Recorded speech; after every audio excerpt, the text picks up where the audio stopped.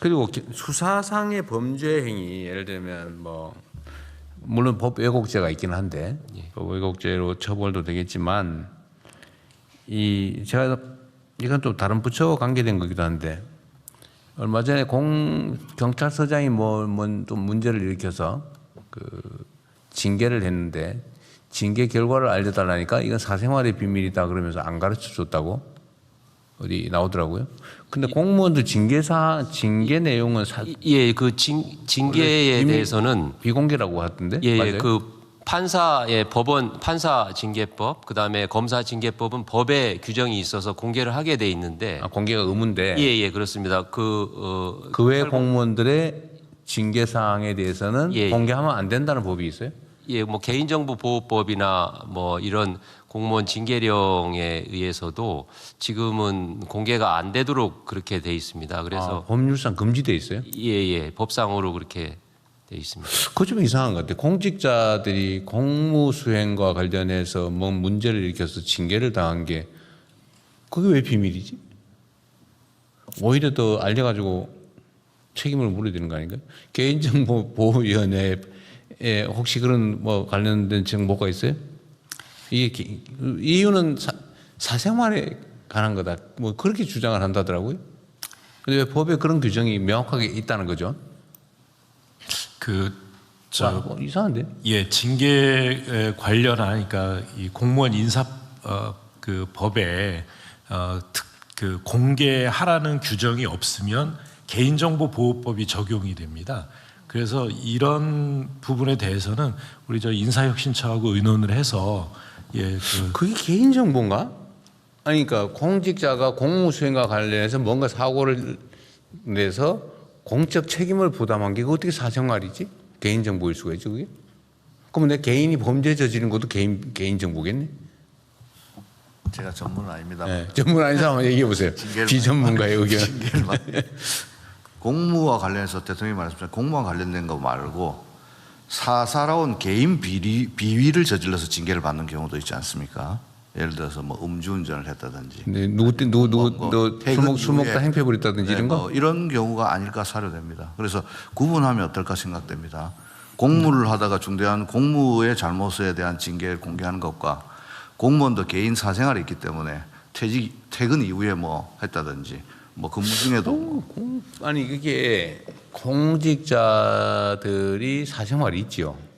근데 사생활을 이유로 공무원의 신분에 대한 제재를 받았다. 그건 공적인 일 아닌가요?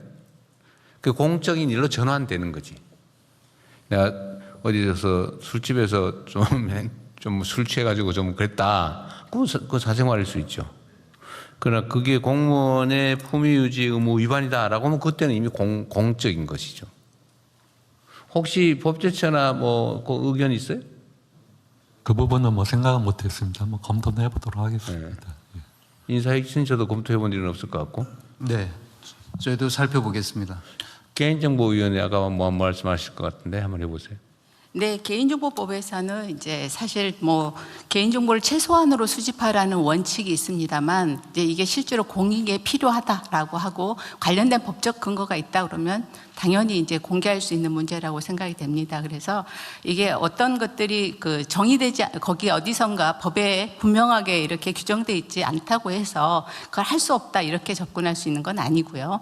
기본적인 이제 원칙만 저희는 이제 그 최소 수집을 하라 그리고 이렇게 그 목적에 쓰라 이런 것들이 이제 개인정보법에 되어 있는 것이지 어떤 거를 공개할 수 있다 없다에 대한 내용들은 아닙니다. 그래서 그 개인정보법 때문에 할 수 없다라고 하는 거는 그냥 좀 일반적인 오해이실 수도 있고요. 그러니까 제가 봐도 전반적인 상황을 좀 구체적으로 살펴볼 필요가 있습니다. 그러니까 경찰청장님 그게 그 공개하면 안 된다는 법이 있는 건 아니죠. 해석상 그렇다고. 예, 해석상 그렇습니다. 사생활의 비밀을 보호하도록 규정이 되어 있습니다.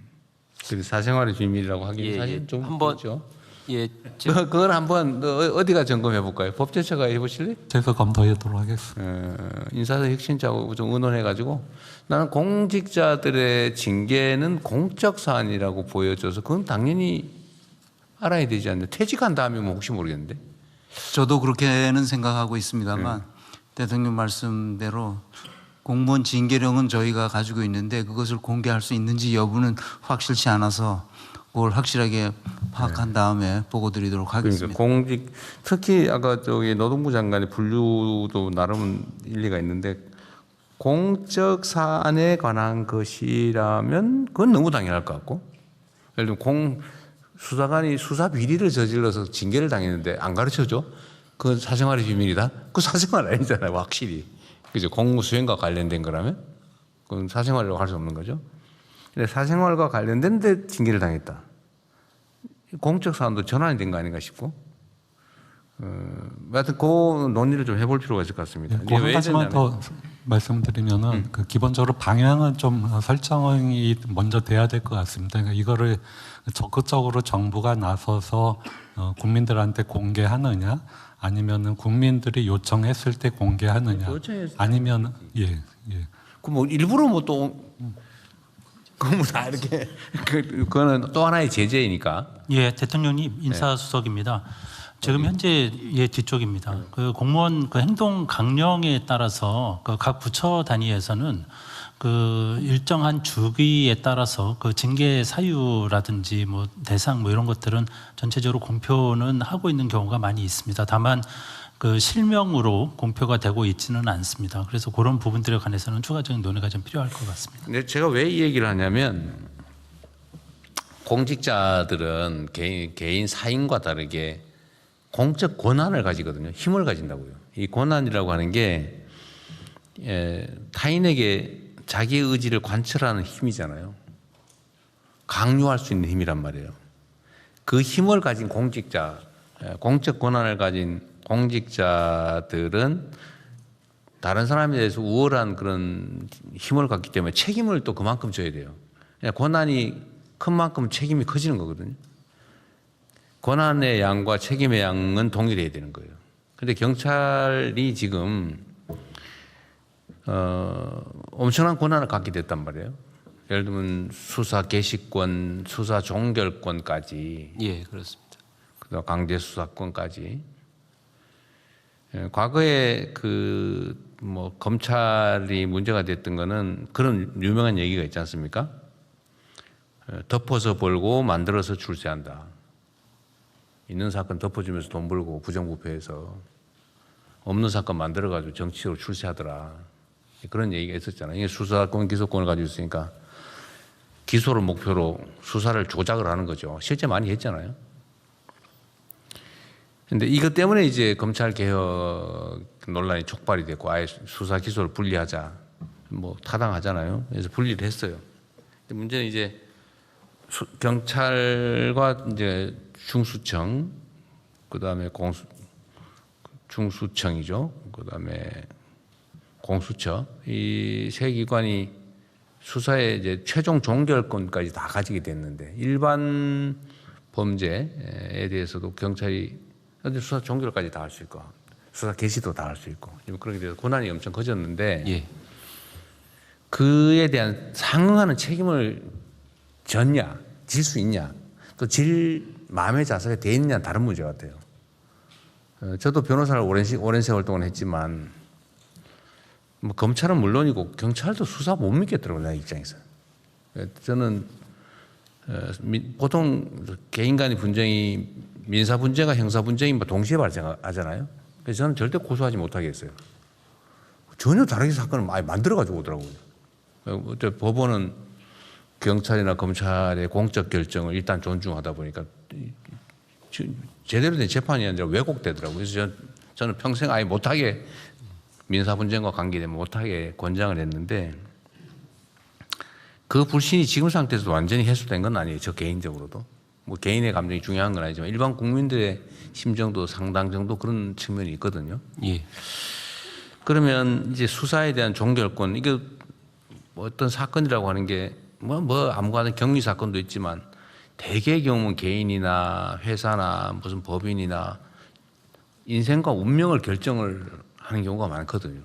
예. 심지어 가해자가 피해자 되고 피해자가 가해자 돼가지고 감옥 가고 막 돈 뺏기고 전 재산 뺏기고 막 이런 경우도 있더라고요, 내가 보니까. 그래서 그런 엄청난 권한을 가졌으니 그에 상응하는 책임을 져야 되는데 지금까지 예를 들면 수사에 관한 비리를 저질렀다 이러면 그냥 뭐 우리가 보기에는 경찰 자신들은 중징계다, 뭐 정직 몇 개월, 뭐 감봉 몇 개월 이러면 중징계로 분류하잖아요. 근데 우리 국민들이나 피해자 입장에서 보면 아니 내 사건을 저렇게 망가뜨려 가지고 가해자 피해자를 뒤집어 놓고 내가 진짜 자살하고 싶을 정도가 됐는데 결국 그 담당했다는 경찰은 뭐 감봉 몇 개월하고 계속 수사하고 또 딴 데 가서 그거 하고 있고 이해가 안 되는 거예요. 과연 권한을 크기만큼 책임을 지고 있냐? 내가 하는 수사 업무가 얼마나 엄중한 일인지 각성하고 있냐? 내가 이걸 최선을 다하지 않을 뿐만 아니라 고의로 이걸 왜곡하고 막 증거 슬쩍 숨기고 뭐 없애버리고 이래가지고 내 사건을 뒤집어서 반대로 만들면 어떤 일이 벌어지는지에 대한 그 엄중함을 갖고 있냐? 저 자신이 좀 없어요, 아직까지는. 그래서 수사에 관련된 비리나 비위에 대해서는 지금까지와는 다른 더 높은 책임을 확실하게 요구해야 될 것 같고요. 예. 또 책임도 지금처럼 뭐 내부에서는 어떻게 평생 해온 경찰관직을 못하게 하냐, 파면 해임할 수 있냐, 그 생각하고 그냥 정직 3개월 뭐 최대로 하고 이렇게 하는 것 같던데 이제는 권한이 더 커졌기 때문에 명백한 수사상의 비위를 저지른다 그러면 최소 해임 파면해야 되지 않냐. 제가 보기에는. 아니면 아예 영구적으로 수사는 앞으로 하지 말고 다른 일 해라. 무적격자다. 예. 그 영구 배제 결정이라든지. 어쨌든 좀 이 엄중하게 책임을 물어야 되지 않을까 싶어요. 예. 그래야 국민들의 신뢰도 올라갈 거고 또 수사를 담당한 수사관의 책임의식, 책임감도 좀 높아지지 않겠냐 싶고요.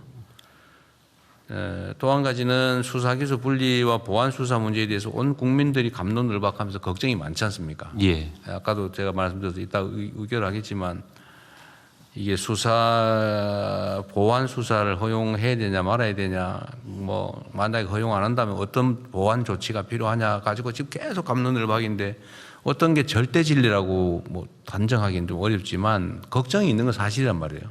예. 그 걱정이 어느 날 검찰한테 대한민국이 너무 많은 권한을 줘서 이게 악용되다가 정치적으로 뭐 편향되고 하다가 이런 막 엉망진창이 돼버렸는데 결말은 그렇게 결코 아름답지 않단 말이에요. 예. 그럼 경찰은 그럼 괜찮을까? 우리 대한민국 헌정사에 보면 이게 지금 순환이 되는 게 있어요. 처음엔 경찰 가지고 독재했지 않습니까? 그 엄청난 사건이 벌어졌죠. 사람들이 죽고 대통령이 하야하고 그 다음에 이제는 군인이 무력을 행사해가 또 독재했지 않습니까? 근데 그거 어떻게 좀 정리하고 나니까 그 다음에 검찰이 사실상 검찰 독재를 했단 말이에요. 검찰 권력을 이용해가지고 일종의 독재를 한 거죠. 없는 사건 만들고 아무데나 그냥 편파 수사에 별건 수사에 그냥 먼지 털이에 그거 하다 이렇게 돼버리잖아요. 근데 이제 경찰이 엄청난 권한을 갖게 되는데 과연 앞으로는 완전히 안전한 걸까라는 우려를 안 할 수가 없거든요. 그러니까 경찰 스스로의 책임의식도 매우 중요하다. 예, 알겠습니다. 그리고 이제 앞으로 경찰에 대한 공격이나 이런 게 매우 높아질 수 있어요. 근데 예. 감시 견제겠죠. 감시 견제가 매우 높아질 겁니다. 지금까지는 비교할 수 없을 정도로. 온 세상 사람들, 온 다른 권력기관들이 경찰이 뭐 잘못하나 이것만 찾을 거예요. 이게 나쁜 게 아닙니다. 책임이 높아졌으니까. 예. 당연히 잘하라고 하는 거고 걱정돼서 하는 걸 테니까 미리 충분히 좀 대비를 하십시오. 대비한다는 게 숨기라는 뜻은 전혀 아니고 당연히 그런 일이 벌어지지 않게 정말 높은 책임감으로 높은 윤리의식으로 엄정하게 중립적으로 철저하게 범죄 피해자들 억울하지 않게 또 억울한 피해자 생기지 않게 노력해야 됩니다. 예, 유념하겠습니다.